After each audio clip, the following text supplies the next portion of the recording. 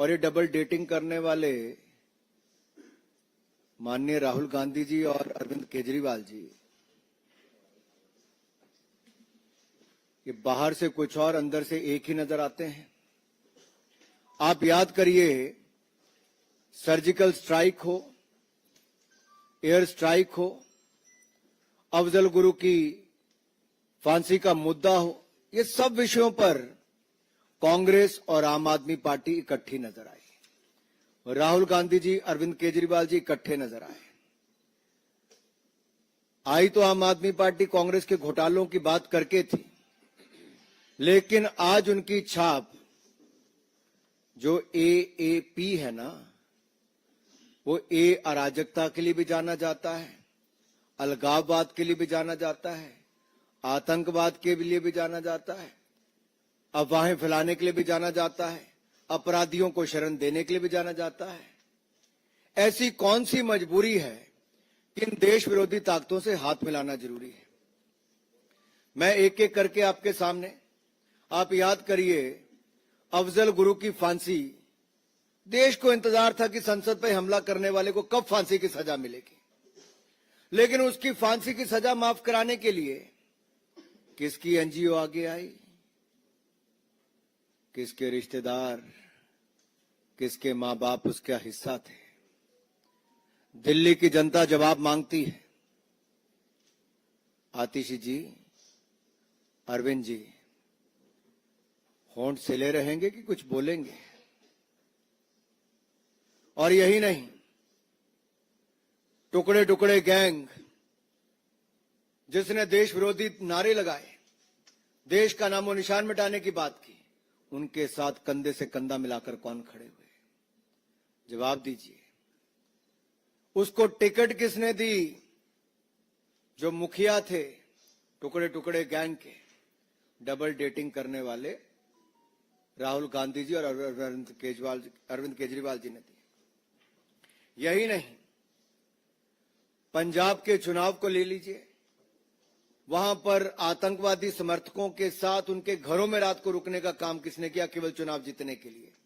अरविंद केजरीवाल जी, जवाब देना होगा। यही नहीं, दिल्ली के दंगे भड़काकर देश को बदनाम करने का काम किसने किया? किसकी पार्टी के वो नेता थे? आज ताहिर हुसैन अगर जेल में है तो क्या आम आदमी पार्टी उससे दूर भाग सकती है क्या? लेकिन ये वही आम आदमी पार्टी और वही कांग्रेस पार्टी है जो बाटला हाउस कांड के शहीद इंस्पेक्टर एमएल शर्मा, उनकी शहादत पर प्रश्न चिन्ह खड़ा करते हैं। बात यहीं तक रुक जाती तो अलग थी।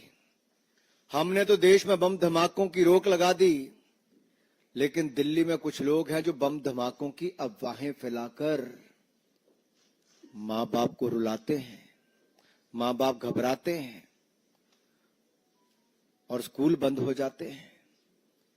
नई पाठशालाएं तो नहीं खुली, लेकिन पाठशालाओं को बंद कराने के लिए बम धमाकों की तार किससे जुड़े हैं?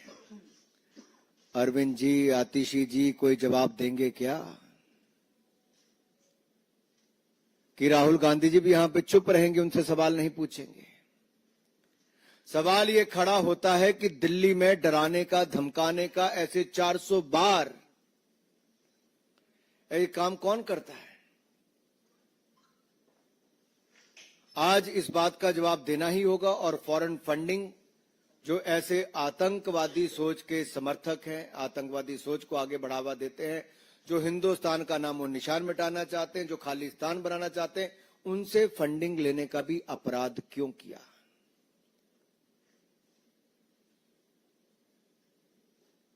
ग्यारह साल अरविंद केजरीवाल जी, आपने और आपकी पार्टी ने सरकार चलाई है। आपने एक सवाल का जवाब आज तक नहीं दिया है। केवल कीचड़ उछालो और चले जाओ। सवालों का जवाब मांग रही है दिल्ली अरविंद केजरीवाल से, सवालों का जवाब मांग रही है आतिशी जी से, सवालों का जवाब मांग रही है आम आदमी पार्टी से। ये आपके पाप छिपेंगे नहीं। ये आतंकवाद हो, अलगाववाद हो, अपराधी हो, इनको संरक्षण देना, इनके साथ देना, ये दिल्ली की जनता जवाब मांगती है। अराजकता और सनसनी के पुराने खिलाड़ी हैं अरविंद केजरीवाल जी और आम आदमी पार्टी के लोग। आपको जवाब देना होगा किसकी एनजीओ है, क्या किसके सूत्रधार कौन है इसका, किसके साथ तार जुड़े हुए हैं। धन्यवाद। आदरणीय वीरेंद्र सचदेव जी से आग्रह है कि आप सबको संबोधित करें।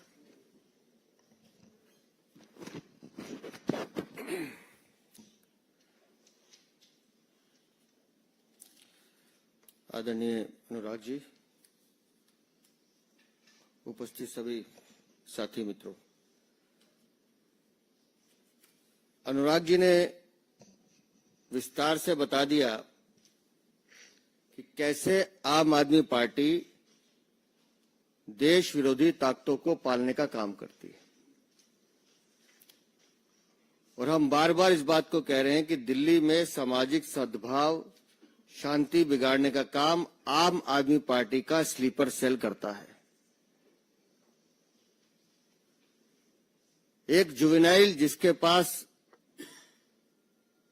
400 से ज्यादा हॉक्स ईमेल वो करता है, वो डाटा पहुंचाने का काम किसने किया, ये आम आदमी पार्टी को बताना चाहिए। मैं इसलिए कह रहा हूं कि उस एनजीओ के संबंध सीधे सीधे किससे जुड़े हैं ये सबको पता है। पर जैसा अनुराग जी ने कहा कि अरविंद केजरीवाल मुंह नहीं खोलेंगे, और सिर्फ प्राइवेट स्कूल में ही क्यों वो मेल जाती हैं, दिल्ली के सरकारी स्कूल में क्यों नहीं जाती। लाखों करोड़ों रुपए का बर्बादी, कितनी दहशत, हजारों हजार बच्चे, उनके परिवार, टीचर्स, सब दहशत के घेरे में, पूरी दिल्ली दहशत के घेरे में। क्या मिलता है अरविंद केजरीवाल इससे आपको? क्या हासिल करना चाहते हैं आप? और ये संयोग नहीं है। दिल्ली विधानसभा का चुनाव आता है तो शाहीन बाग, उत्तर पूर्वी का दंगा आता है। अब फिर दिल्ली विधानसभा का चुनाव आ रहा है तो इस तरह के प्रपंच रचे जा रहे हैं कि किसी तरह से दिल्ली को दहलाया जाए। और किसके समर्थन में बोलते हैं आपकी एनजीओ? अफजल हम शर्मिंदा हैं, तेरे कातिल जिंदा हैं, भारत तेरे टुकड़े होंगे, इंशाअल्लाह इंशाअल्लाह। इनके समर्थन में बोलने वाली एनजीओ अगर उसके संबंध इस पूरे हॉक्स कॉल से जुड़ रहे हैं तो आप समझ लीजिए कि दिल्ली की सरकार, अरविंद केजरीवाल दिल्ली को किस दिशा में लेके जाना चाहते हैं। और आज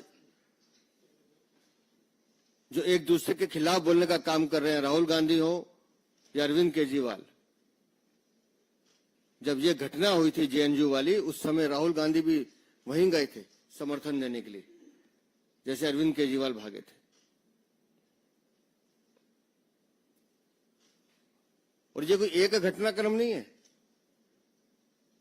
जेएनयू की घटना पर जिस तरह से सीबीआई ने फॉरेंसिक रिपोर्ट लैब में जाके जांच करवाई थी, लेकिन दिल्ली की अरविंद केजरीवाल सरकार की जिद थी कि नहीं जी हम अपनी लैब से करवाएंगे। इन्होंने हैदराबाद की एक लैब से कराई और जानकारी मिली कि 2 उसमें वीडियो क्लिप जिसमें छेड़छाड़ की गई वो दिल्ली सरकार के इशारे पे की गई थी, जिसमें उमर खालिद और वो बाकी कामरेड नारे लगा रहे थे।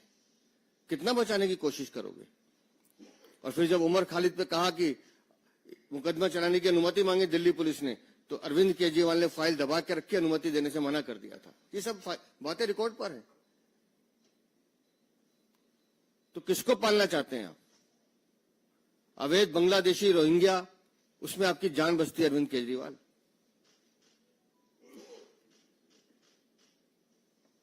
एक खान पे हमला होता है तो अरविंद केजरीवाल सारे काम छोड़ के प्रेस कॉन्फ्रेंस करने बैठते हैं, लेकिन जब वो हमलावर पकड़ा जाता है और वो बांग्लादेशी निकलता है तो ये चुप हो जाता है।